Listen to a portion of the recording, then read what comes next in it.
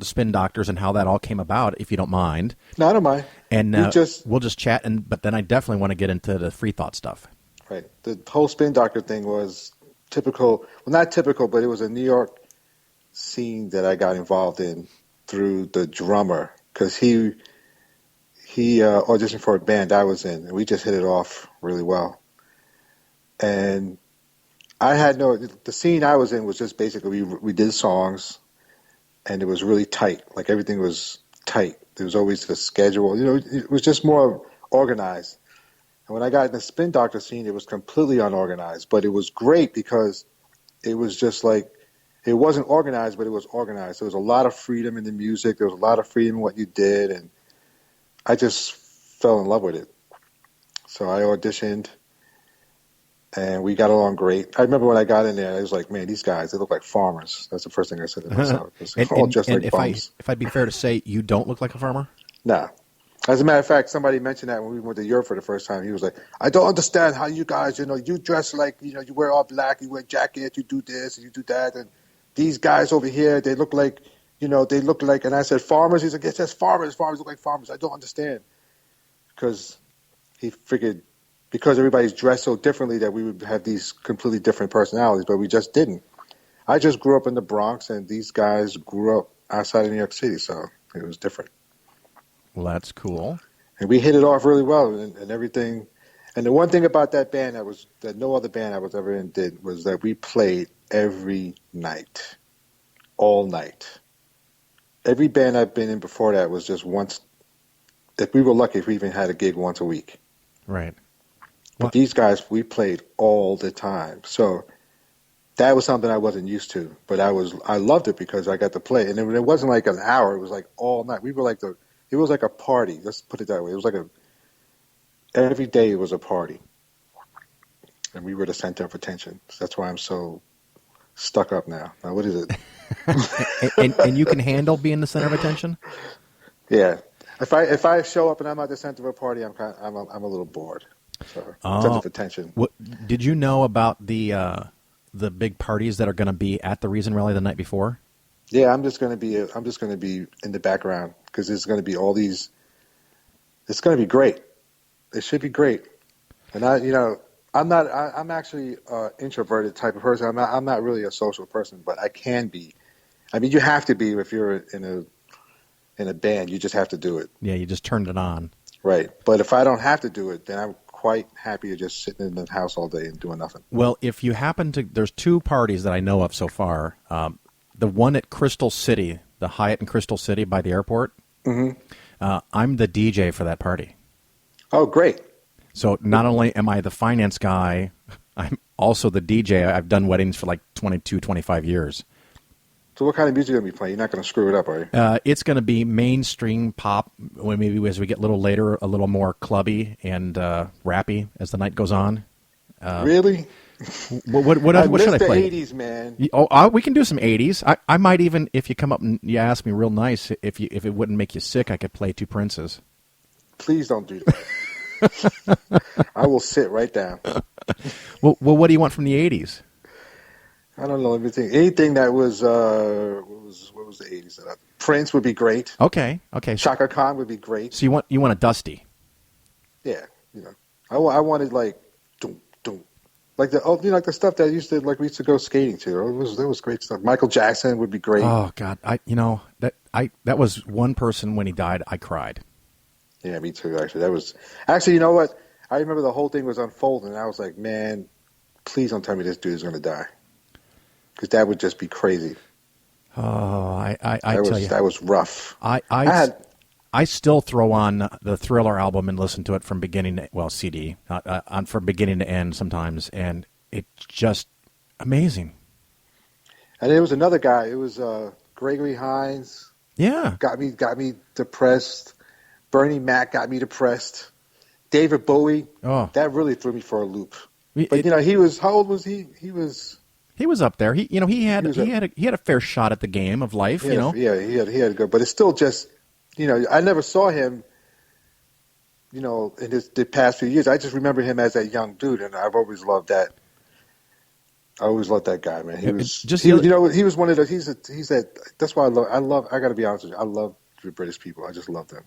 They always, especially the musicians, because they always got that like, even when they're like down and dirty, they still somehow have class. It's yeah. amazing to me. Well, it's funny that you mentioned the British because at some point someone had asked me what, if I could pick any band, who would I want at the Reason Rally, and I said the Beatles. That would be good. Yeah, and they said that would be a big trick. I mean, who do I like? I like I actually like a lot of. I like these bands that nobody's ever heard of, like the Corrs. Nobody's ever heard of them, right? Yeah, I know the Corrs. They're Yeah, not real I love big, them. but And didn't they have one top 40 song? Wham. What was the other one you mentioned? Wham. Wham. Oh yeah, yeah. Because I love George Michaels. I think that guy is unbelievable. So he's one of my favorites. And do you remember who was with him? What do you mean? In the band? Yeah. Who was the other guy? There was another pretty boy guy in there. I can't remember his name. Andrew Ridgeley. Yeah, see, I don't. No, nobody knows. knows. What is he doing now? Nope, no, nah, who knows? Right. I just know George Michaels and the bass player. That's all I know. You know what was really sad about George Michaels is at the peak, right after he came out with the album. God, I can't remember the name of the album, but I Want Your Sex and all these songs, right. Father Figure.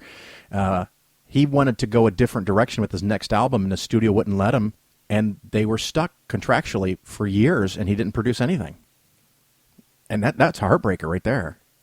Yeah, that's ridiculous. I mean, people it's amazing. The one thing I hate about the music business is that you have all these people that aren't actually musicians getting involved in the music part. Yeah.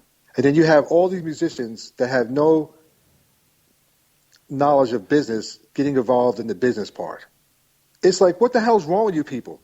You're the musicians, stay over there and make the music, and you're the business people, stay over there and make the business. Why did they have to cross each other's lines is beyond my understanding.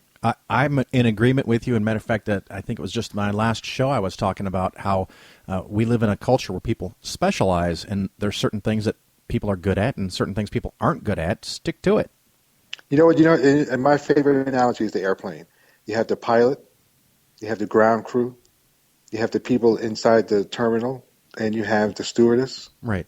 And you have whoever else is on there. There might be some other people on there. I haven't seen them. The people who are loading the plane, the baggage handlers. Now imagine if the stewardess was like, went up into the front, hey, what are you doing? That's not how the plane takes off. Right. You'd never see the pilot come back there and say, hey, that's not how you serve crackers.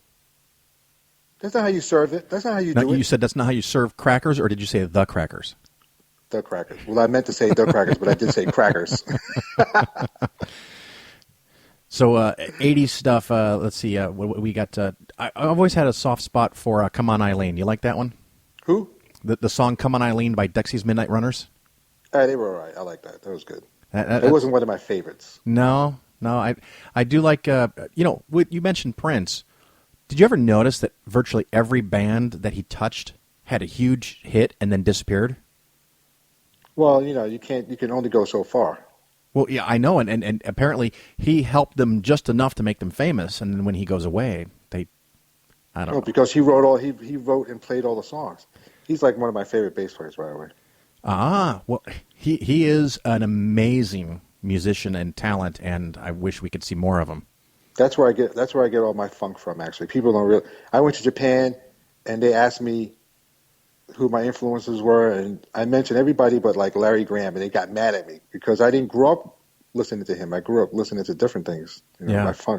My funk comes from a different place.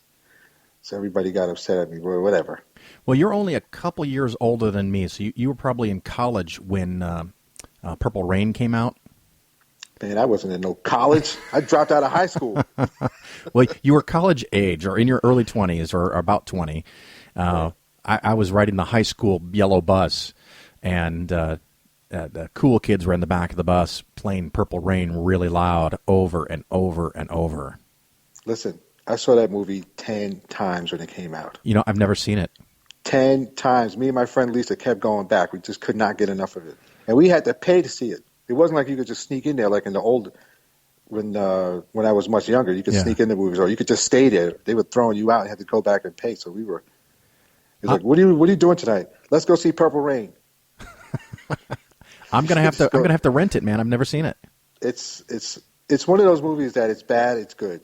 Yeah. It's bad and it's good. But I'm telling you, I love that. To this day, I still love that movie. It's one of my favorite movies because there's that one scene where he's on stage playing, and she walks in and kind of almost trips over herself looking at him, you know? Yeah. And I was like, wow, that is what rock and roll is all about. That is fantastic. Now, I'm assuming every once in a while when you guys were doing shows, you'd get some groupies. Is that what you're talking about?